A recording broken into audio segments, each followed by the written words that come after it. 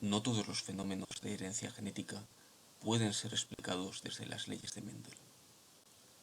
La teoría cromosómica de la herencia, que sería el inicio de algunas de esas excepciones, establece que los genes forman parte de los cromosomas, que ya los conocemos, situándose en lugares concretos de su estructura, locus. Cuando los loci de dos genes, es decir, cuando el lugar donde se hallan esos dos genes se encuentra dentro del mismo cromosoma, estos genes no se pueden transmitir de forma independiente, cada uno por su lado.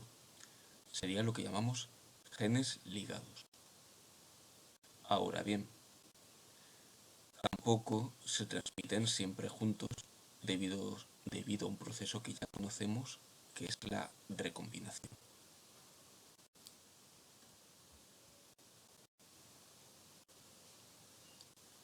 En este caso tenemos dos cromosomas pertenecientes al mismo individuo, uno procedente lógicamente de su padre y otro de su madre, que están codificando para dos caracteres.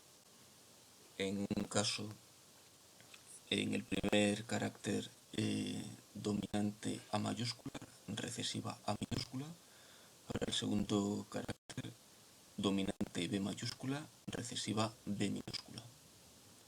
En principio, A mayúscula y B mayúscula deberían transmitirse juntos a los gametos que van a formarse, espermatozoide u óvulo. ¿Por qué? Porque están ligados dentro del mismo cromosoma.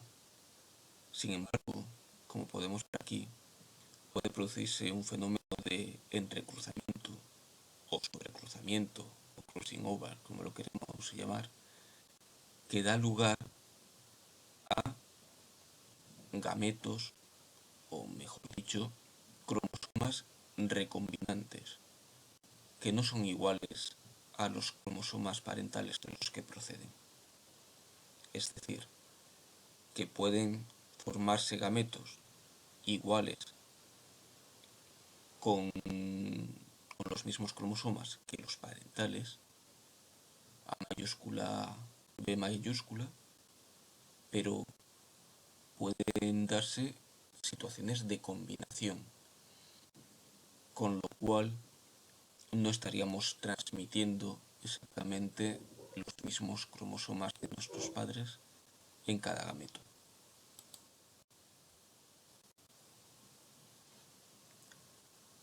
La frecuencia de recombinación entre dos genes ligados, es decir, que están en el mismo cromosoma, es constante y característica de este par de cromosomas.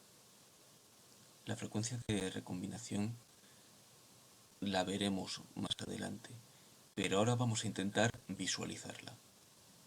Tenemos en este caso con dos moscas de vinagre, un individuo a la derecha que han identificado como macho, que es homocigótico recesivo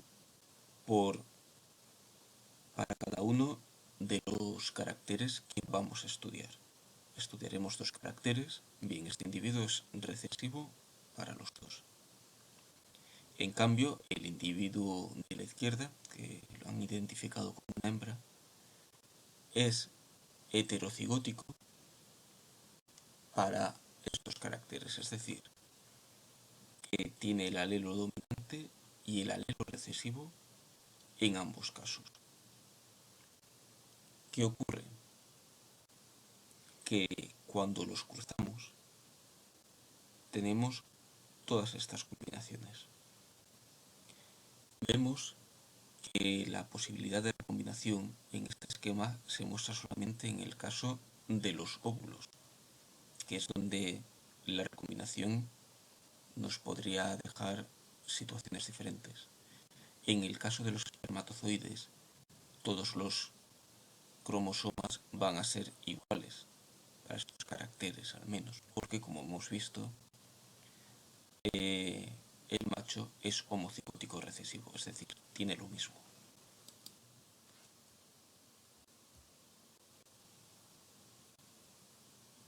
Cuanto mayor sea la frecuencia de recombinación, que aquí vemos expresada en porcentajes, más separados están los cromosomas entre sí. Gracias a la frecuencia de recombinación, RF por sus siglas en inglés, se puede calcular la distancia entre estos genes y por tanto dónde se sitúan en el cromosoma. Esto permite elaborar los mapas cromosómicos.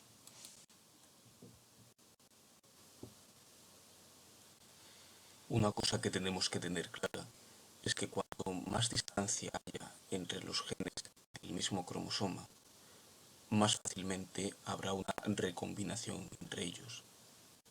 Si la recombinación tiende a ser aleatoria, lo más normal es que ocurra allá donde más espacio hay para ello.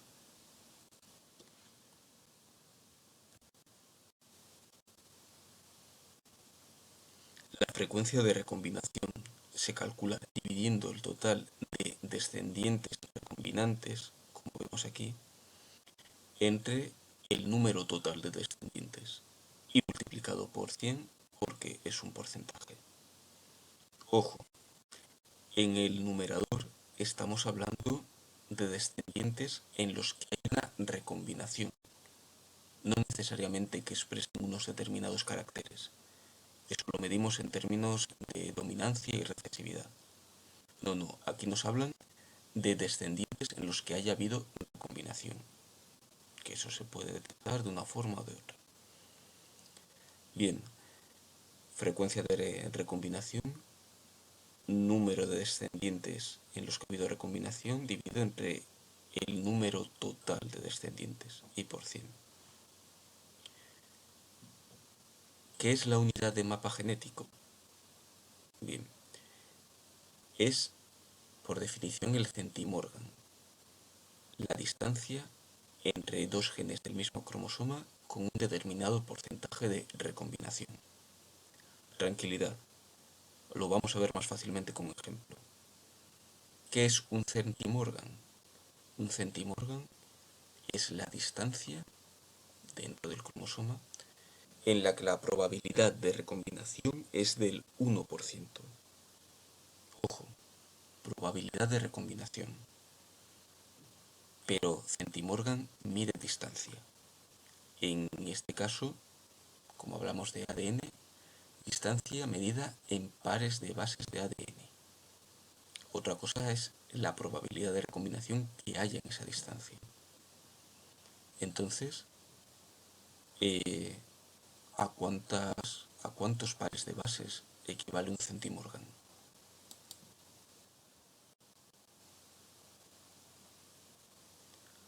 Un centimorgan equivale a grandes rasgos a 1.000.000 de pares de bases de ADN. Gracias al centimorgan podemos elaborar mapas cromosómicos o genéticos al tener en cuenta la probabilidad de recombinación. Como decíamos antes, al haber más probabilidad de recombinación, cuanto mayor sea la distancia entre genes, esta probabilidad la vamos a usar de igual forma que si fuera una unidad de medida.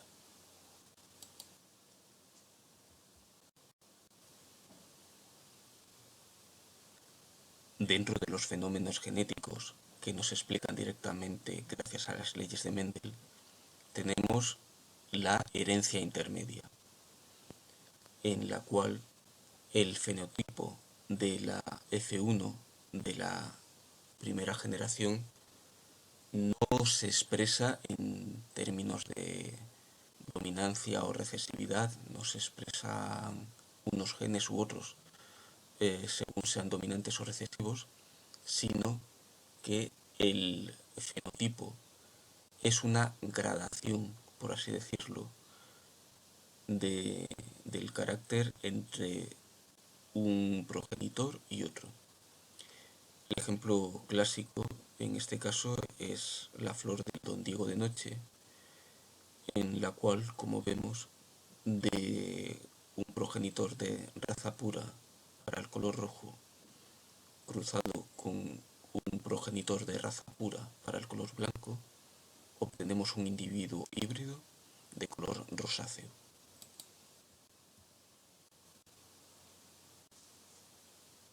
Otro de los fenómenos que no puede ser explicado directamente con las leyes de Mendel es el caso de la codominancia, que no debemos confundir con el caso anterior de la herencia intermedia.